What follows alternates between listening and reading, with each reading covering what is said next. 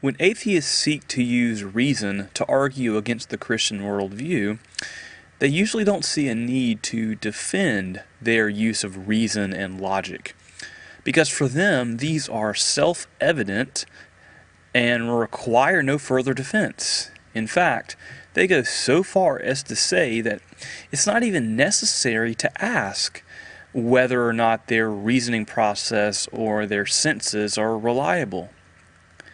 And in providing such an answer, it seems that many atheists find it sufficient that just by using logic and reason, that's enough to show that their reasoning faculties are truthful and reliable. After all, unless one chooses to use logic and reason, how else are they going to determine the reliability of their reasoning process? The problem is, the mere fact that someone uses something does not mean that that something they use is true or trustworthy. In fact, such a proposition would be arbitrary, like when children choose to believe in Santa Claus. And when children do this, they act on their belief by setting out milk and cookies. But clearly, they don't know Santa Claus exists, nor do they know that it's him who eats the milk and cookies. And this goes to show the obvious point that a belief must be true in order for it to be considered genuine knowledge. But if a person does not provide a good reason for this belief, it would be wrong for that person to claim that they have accurate knowledge of that belief. Therefore, it's not possible to have knowledge of something without having a reason for it. To illustrate, suppose that someone you know said the following: "I know that it's going to snow this coming Monday." But does this person really know this? Well, they may believe it, but there's no guarantee that this belief is true. But what if it did end up snowing on Monday and this person claims, "See, I knew it would snow"? But did this person really know that all along? Even when a belief like this turns out to be true, it does not follow that this person has genuine knowledge about the future, and the reason is they don't have justification for that belief. So in order for knowledge to be true, it must be a belief with justification. When atheists debate with Christians, they rightly expect them to be non-arbitrary in their beliefs. Now, they don't think that Christians should be able to just get away with claiming that God exists without having to justify this belief, and rightly so. And even when I claim that my belief in God is a presupposition, atheists will argue that such an explanation does not provide justification for a belief in God, and again, rightly so. But the problem is, many atheists see no reason to justify their own beliefs.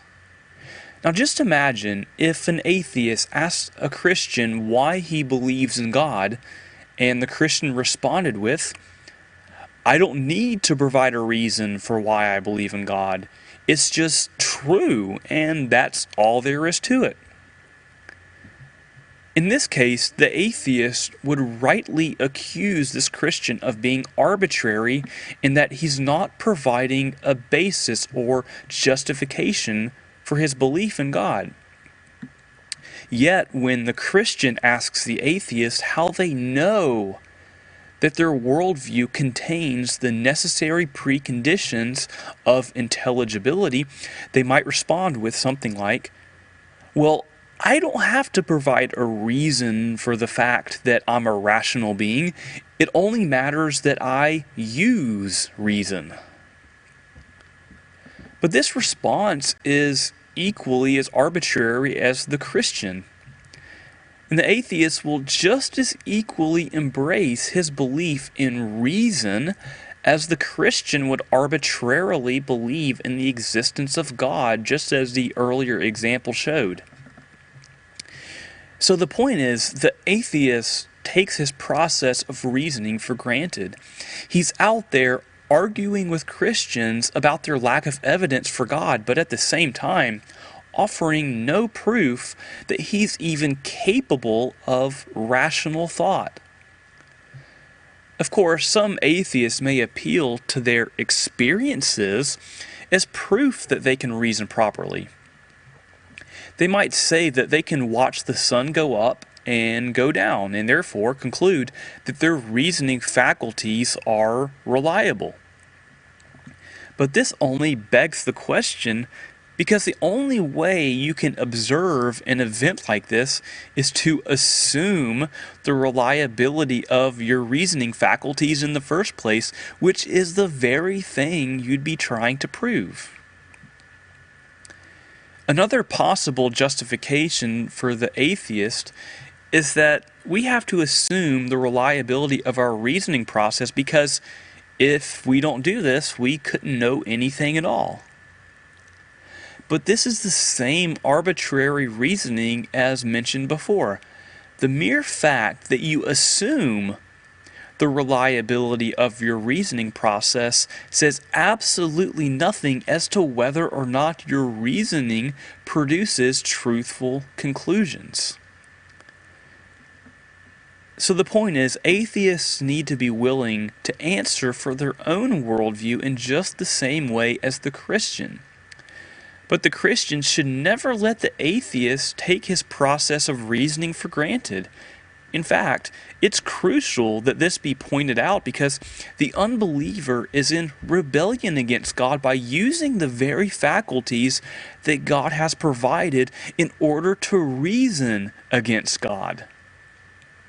It would be like trying to prove that air doesn't exist while at the same time breathing in order to make an argument against the existence of air.